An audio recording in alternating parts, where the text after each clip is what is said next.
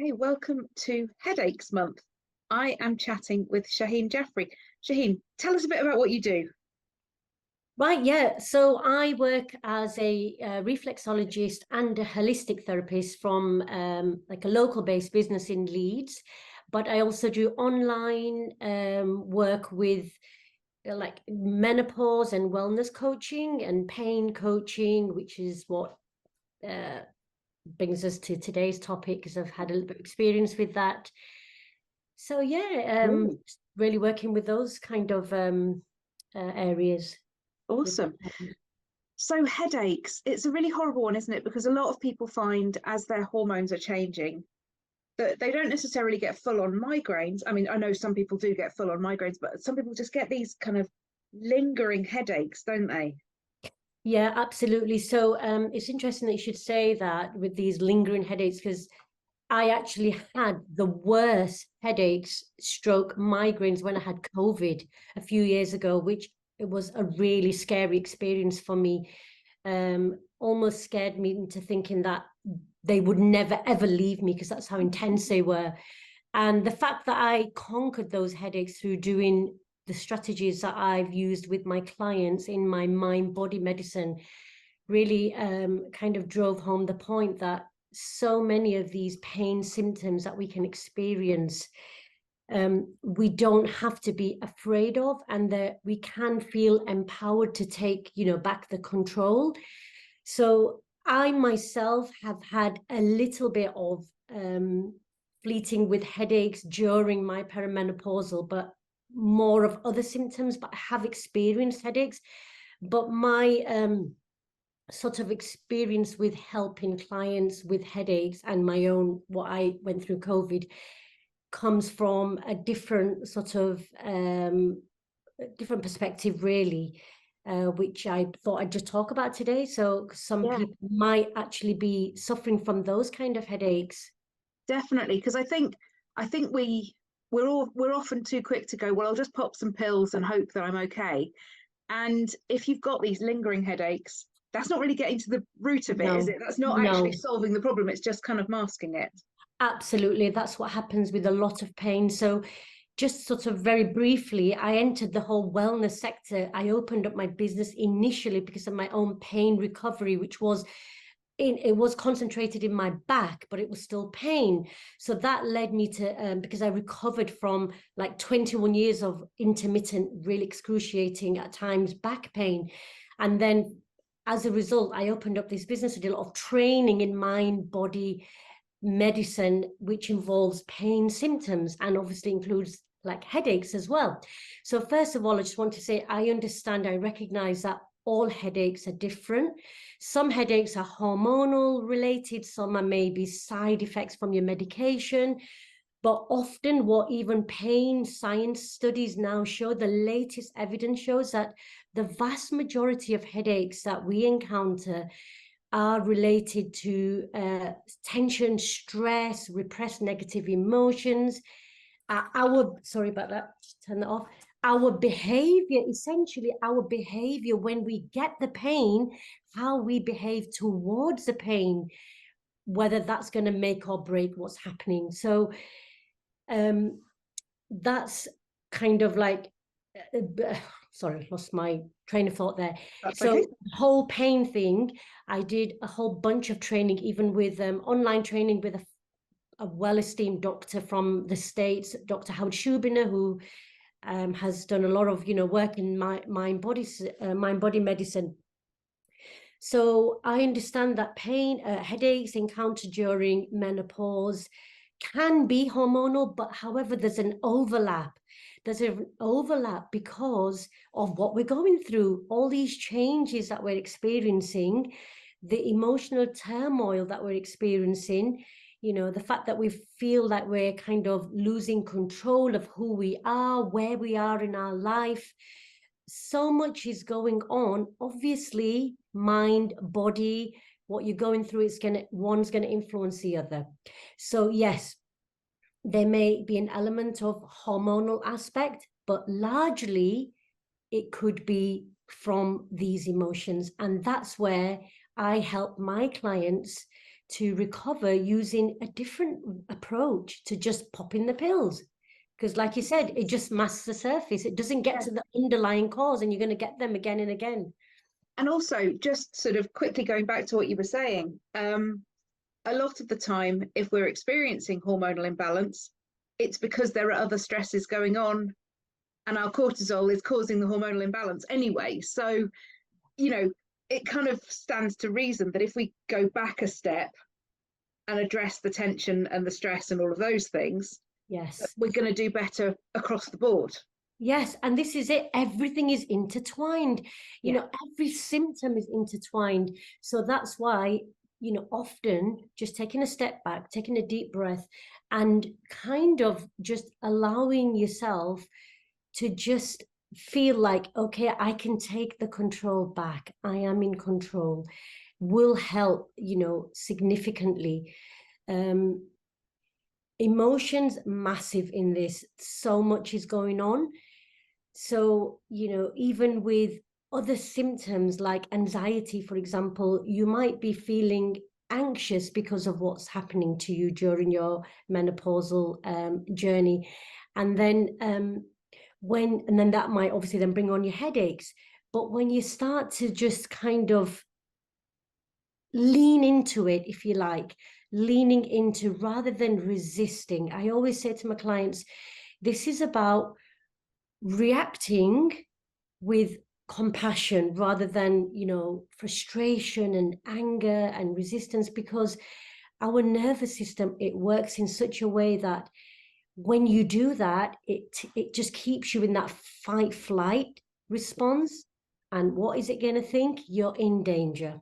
So it goes back to reassuring your brain that actually you are safe. Now you are safe because you're not running down the road with, you know, a tiger chasing you. You are sat in your own home. You are safe.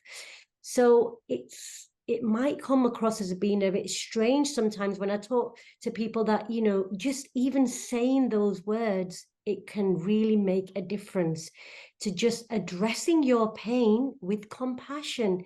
It's like you almost have to befriend it. And this is often something that people find strange because they don't want to befriend pain. Pain is ugly. Pain makes you want to scream at it. But let's not do that. Let's take a different approach. Let's not be angry with it. Let's love it. Let's befriend it. And you'll find that when you start to do that, you know, it will change. It will start to be different. Not only will you feel more empowered and more sort of grounded, more like you're not kind of losing control of the situation, but actually it will start to make a difference. Like you said, instead of that lingering pain, you will start to notice the more you do this, that it will not linger for as long as it normally does. And eventually with this kind of practice, you will start to be able to shorten the length of time that you experience the pain. I think there's such a lot to be said, isn't there, for us finding our own way to take back control. You know, on a broader thing, I encourage people always to start tracking their symptoms, tracking what's going on, because it can feel like we're having these headaches all the time, we're getting anxiety all the time, whatever. And actually, when you start tracking, including tracking the good days, suddenly you see that actually the bad days aren't as many as you thought they were. That is so true. And you're right. The tracking is a really good strategy that I also advise. Also, not only just tracking what's happening, but what were you feeling just before? Maybe, you know, can you see if there's a pattern? Can you see if there was a trigger? Because often if these headaches are like emotions related or stress related, has something happened even the day before that you're mulling over in your head and it's triggered your headache? And then often you're led to think that, you know, you just think it's black and white. Your headache is because, you know, you're going through perimenopause or your hormones are out of whack, and you think this is it, this is what I'm lumbered with now, there's no way out.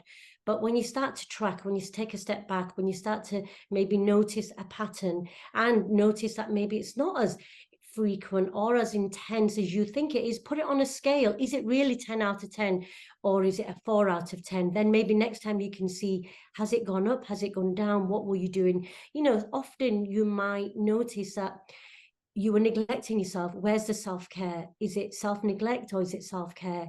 And we know as women, when we get to perimenopause, we know that there's a lot going on in our life. You know, we may be busy mums, we may be holding down busy jobs or doing both, as well as trying to find ourselves.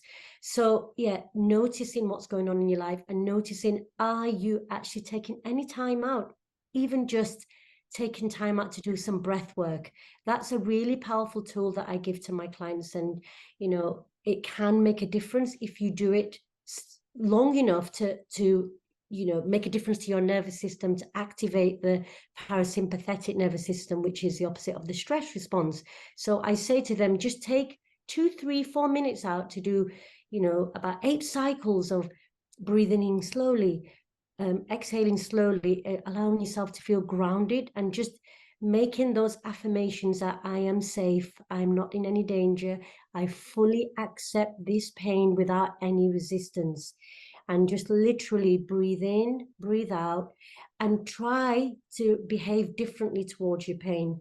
You know, don't be angry. Just say, you know, put your hand on your heart and just say, I'm in control, I'm safe, and this will pass. This will pass.